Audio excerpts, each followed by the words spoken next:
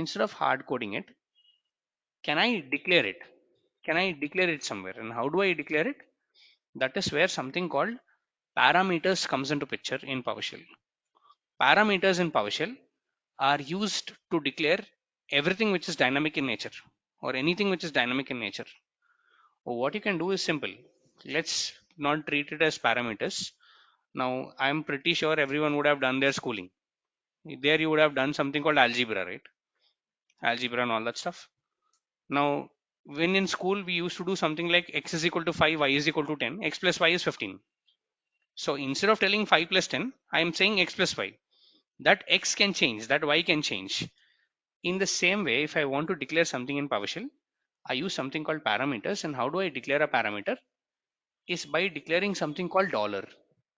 As in when I declare a dollar, it means that I'm declaring a parameter out here in PowerShell, and I can say a dollar name. This can be anything, dollar $XYZ, dollar $ABC, whatever it is. And I'll say equal to, I'll say, Kiran, it's a key value pair. The key is dollar name. The value is Kiran out here. And if I execute this, so I'm selecting this line and I'm executing this out. So now PowerShell knows that dollar name is equal to Kiran. This is a declared variable, user declared variable or user declared parameter called dollar name with an assigned value called Kiran out here. And what I can do here is that in the output console, if I come here, if I say write dollar name and say enter, you see what is the value that I'm getting here? Dollar name is just not dollar name. Dollar name holds a value called Kiran out here. This is what it holds out here. So dollar name has a value called Kiran. So what I can do here is that instead of passing Kiran, can I pass dollar name? Wherever there is Kiran, I can pass dollar name out here. I'll say name, dollar name. So I'm just replacing that particular word Kiran with something called dollar name out here. And I'll say dollar name as such. And if I execute this out right now, I'm getting the same thing, but in a better way. How is it better? If I want to change a name, I will not go into each and every line and change a name right now. I'll simply come here into line number 4, say dollar name is equal to Kiran. No, now dollar name is not Kiran. It is Suresh. I just change the name. And now I'll execute all these things out here once again. Let's do a clear screen. Let's execute it, re-execute it again. What am I getting again? Kiran only. Why is it like that? Sorry, I fourth line. So let's see this. Let's understand what is there in dollar name. Still Kiran. Why is it still Kiran? I declared it as Suresh, right? But after declaring it, did I execute it? PowerShell only can take inputs when you execute something.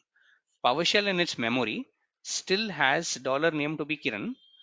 Changing here doesn't mean that you change the memory. You'll have to override that memory. If you have to override that memory, I'll have to re-execute this once again.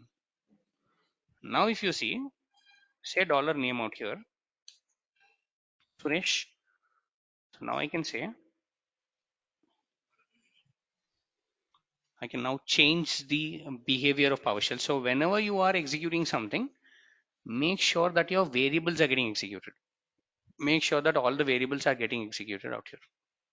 I am manually executing this out, but if you want to automatically execute it, let's say this is not Suresh, this is Ravi, okay?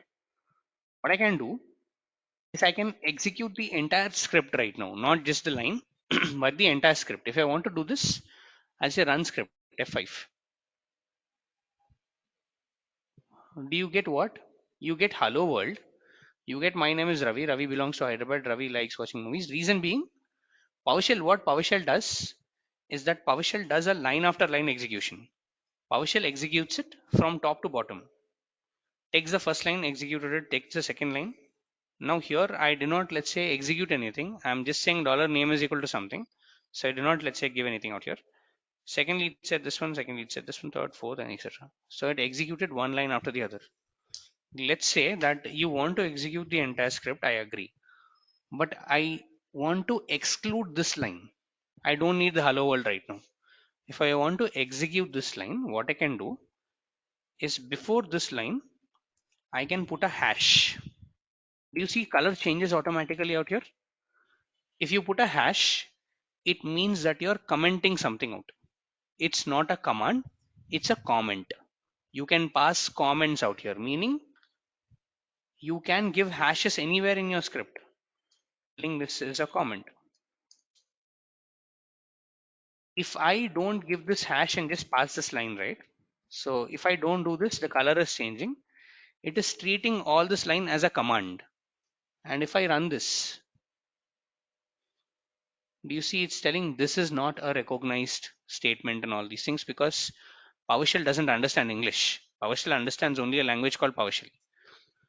If I comment it out,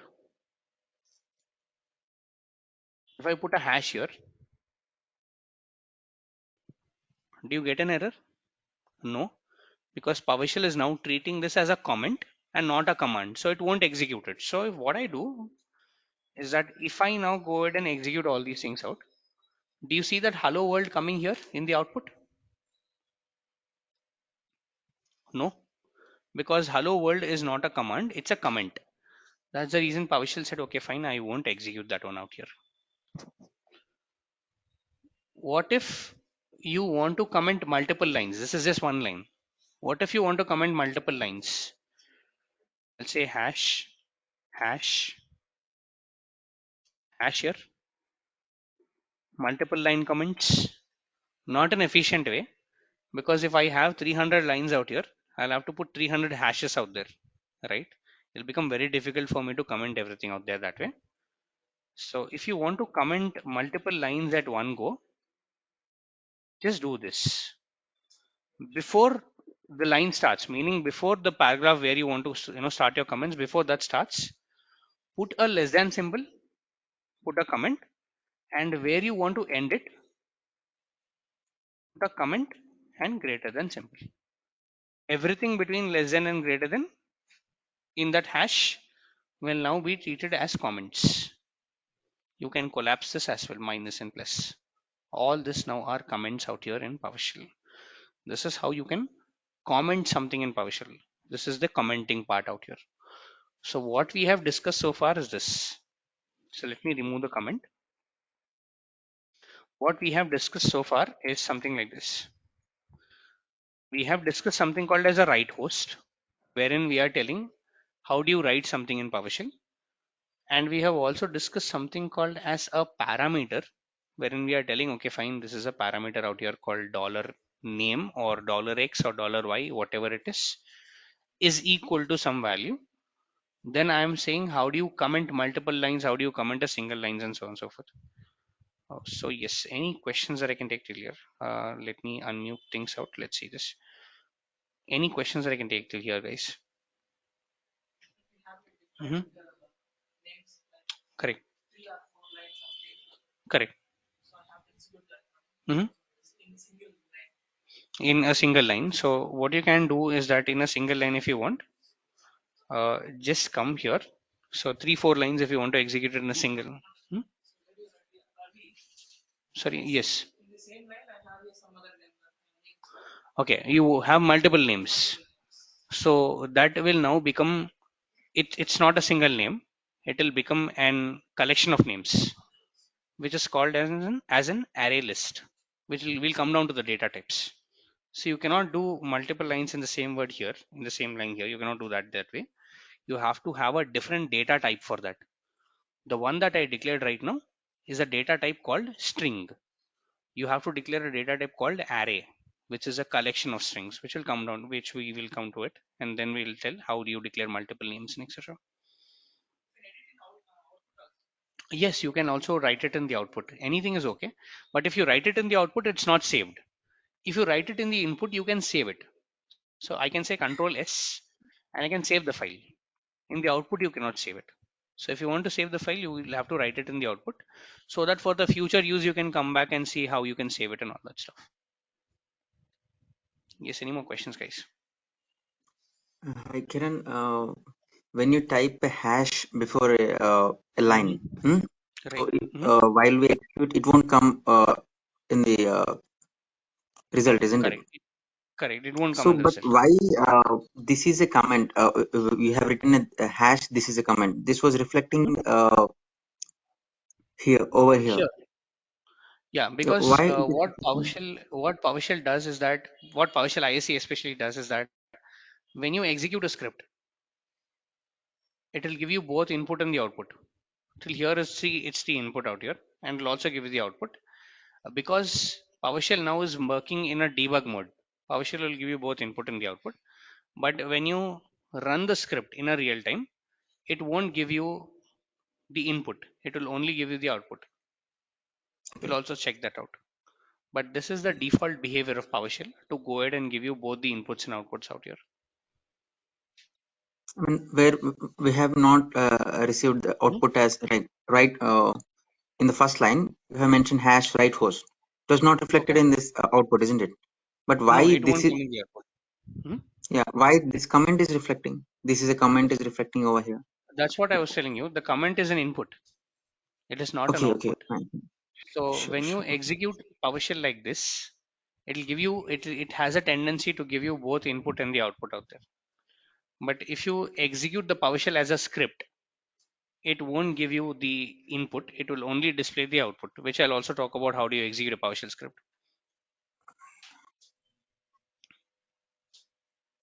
Meaning if I save this out, I can also save this file out. And if I save this file out, let's go into a particular folder and save this out.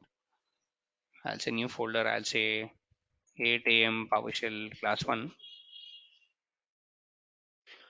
And I can say this is, okay, let's go inside this. I can say this is introduction class. And the extension to a PowerShell script is always .ps1. Like you have a notepad.txt, pdf.pdf, PowerShell is .ps1 file. I can save this. And if I go here into the folder where I saved it, it will look somewhat like this with this particular file name out here. So if we can click right, if I can do a right click here and I'll say run with PowerShell, it just executed and it didn't even give me something like that. So let's, if I say run with PowerShell out here, if I do this run, this is where it will just go ahead, give me all the output and not the inputs out here. So it depends how you are executing the PowerShell. Are you executing it directly from here? If you are, now if you see, when I saved the file and now executed it, you don't see the input at all. You just see Yes. what? The output. But You if can you say go that. ahead here, select everything and then execute it out, right? That's when it will go ahead, give you the input and the output. So it depends how you're executing your scripts.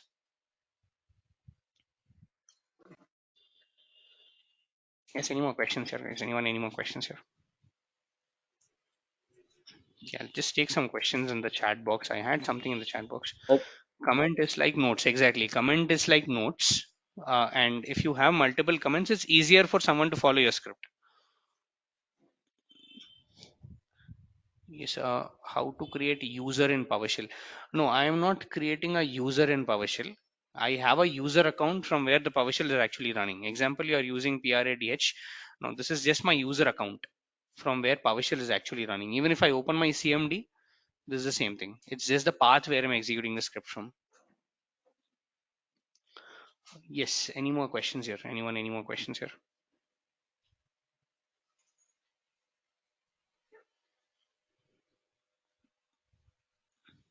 Anyone, any questions still here? okay, if you commented the Mhm. declare variable, still that value is accessible. I'm sorry, I didn't follow your question. Can you please come again, please?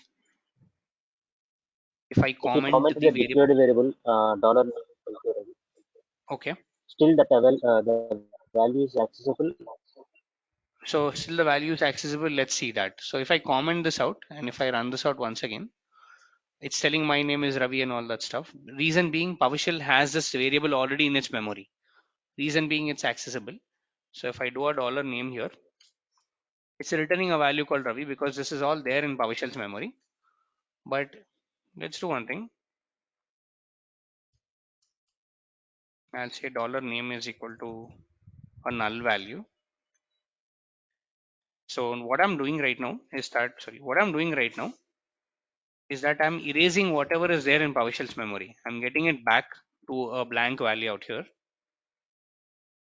So there is nothing there in $name right now. And if I execute my script once again, I'll say, okay, let's cancel this out.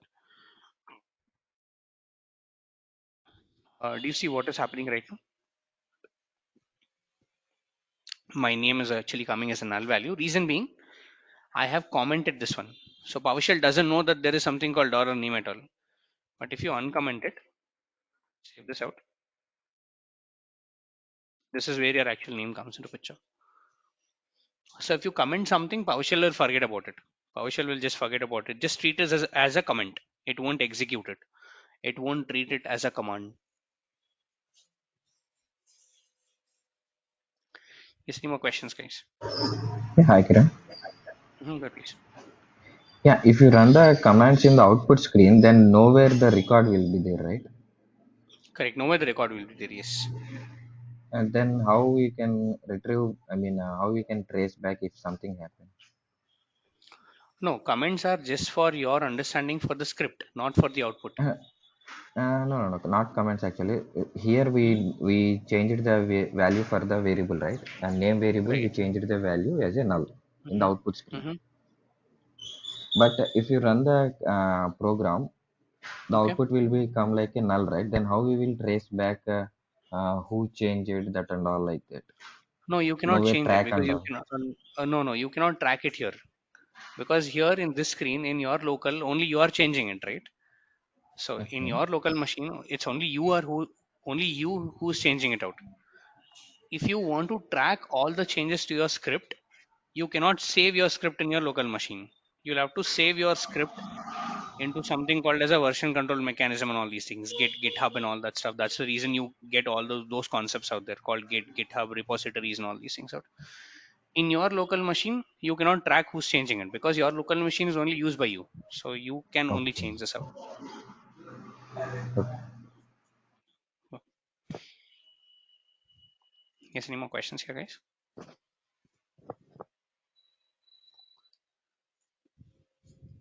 Anyone, any more questions here?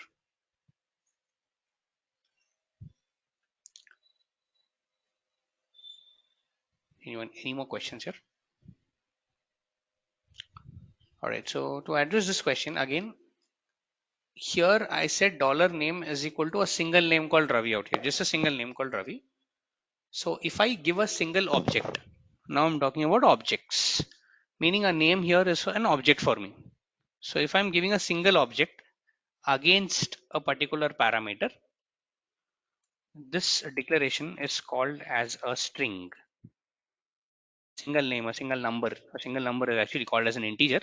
A single name, any single object reference is called as a string.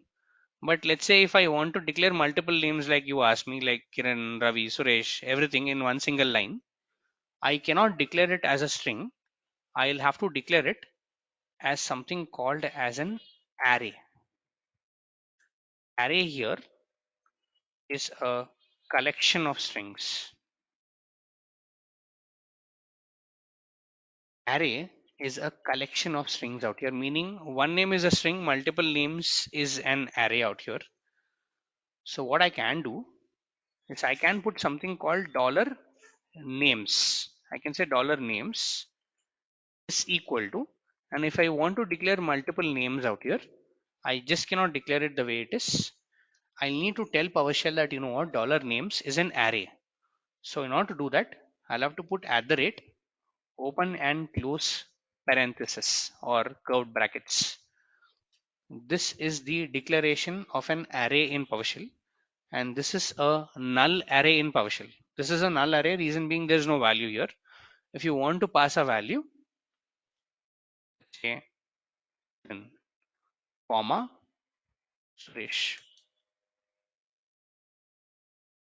comma Ravi, something like this. You can add multiple values inside this particular array.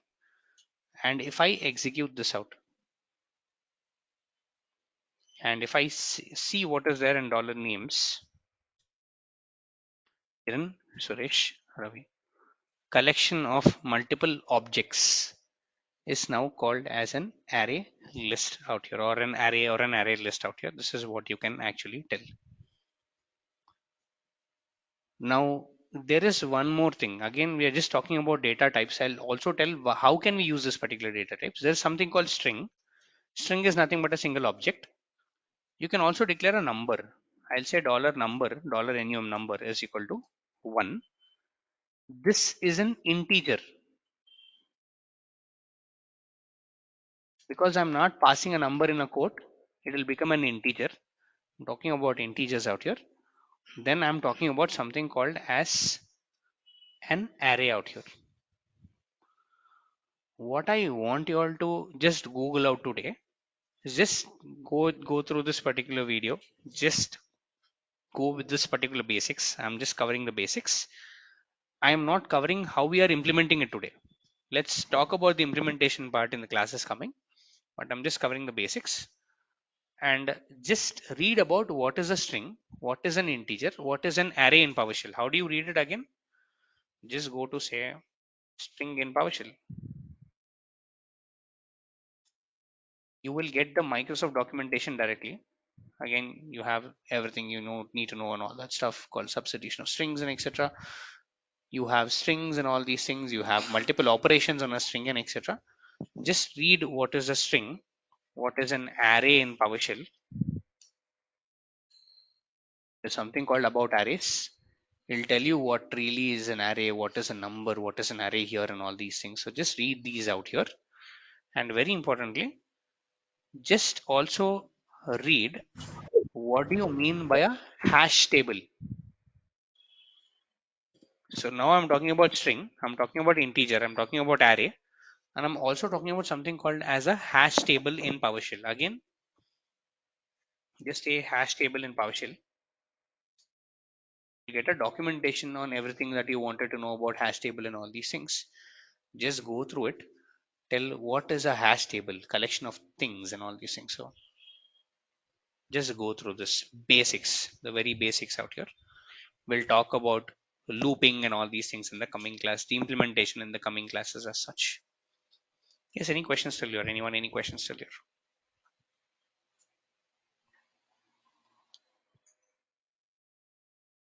So we are just looking at right host a couple of statements out here.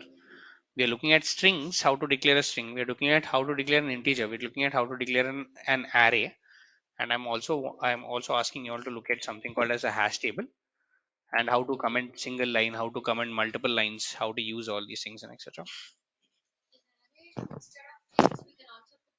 Yes, in an array you can, instead of names, you can also put a number. Not NUM, you don't have to. I just have taken something called NUM. In this case, you can say ABC, XYZ, anything, anything. So if I execute this ABC, yeah, it's just an example. Exactly. So if I put a number here, I'll say 1, comma 2, comma, sorry, not dot, comma 2, comma 3, comma 4, and all that stuff. I can put a number. Again, if I'm giving a number, I'm not giving it in quotes. If you give a number in quotes, it will become a string, not an integer. So if I execute this right now, and if I say dollar names, the number. So dollar names is just a temporary value. You can have it anything, ABC, XYZ, anything. Dollar with anything becomes a parameter. And parameter has a data type to it. It's a string, it's an integer. It depends upon how you are passing it out.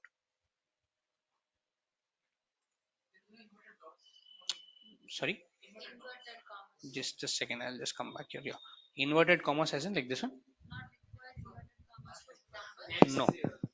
It's again, if I put that inverted comma out here, it'll become a string, not an integer. If you want to declare an integer, just pass the number the way it is. Just pass the number the way it is out here.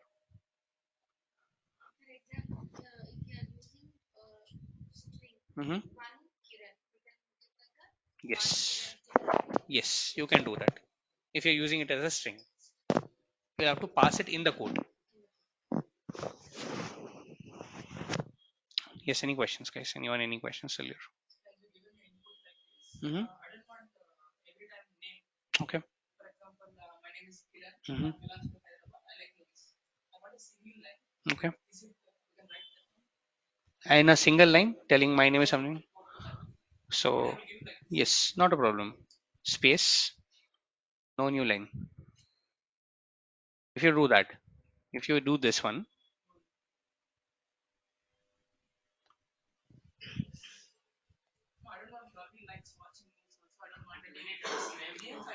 then you'll have to take this out. You'll have to take this out because here you're giving dollar name. That's the reason you're getting Ravi. No, you cannot do that. You cannot do that, sir. Because here you're giving some input out here. The output will come in the same way. No, there's no separate from. You'll have to ignore. Meaning, if you want to do that, then you'll have to take this out. To make much sense, you'll have to take that out. If you give an output, PowerShell simply take that output and say, okay, fine. This is what your output is. This is the input that you've given. This is the output that you get.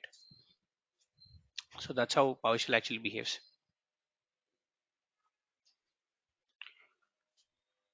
Yes, any more questions, guys? Let's come back to the chat. How to install PowerShell application on my laptop? You don't have to. Again, as I said, uh, if you have a Windows operating system which is greater than Windows 7 Service Pack 1, PowerShell will be pre-installed in your operating system. Is there any link to provide? No. Why we use a JSON template? No. First thing, it is not JASON, it is JSON JavaScript object notation. I'll talk about that on what do you mean by JSON and all these things out there. And again, just to give you an FYI, JSON is a language or a kind of a notation that we use while writing ARM templates. So we'll talk about all those things out there. Save with this PS1 will give output only saved. I do not get what you mean by that, but yes, if you want to save a PowerShell script, you'll have to, let's say, put an extension called .ps1, and it will give you the output when you execute that particular script out there. All right, so the assignment for today, guys, is that please read about these things called string, called integer, called arrays, called hash tables. Just read about it.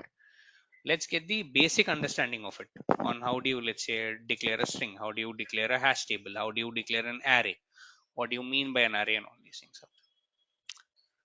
All right, with that, we'll close today's session. We'll meet tomorrow. We'll now, in from tomorrow's session, we'll start with the application of PowerShell on how do you apply it, and we'll start writing some basic programs. And we'll also look at explore online sources on where we can read PowerShell, how we can, let's say, improve our PowerShell logic and all these things out here. Thanks, guys. Have a good day ahead.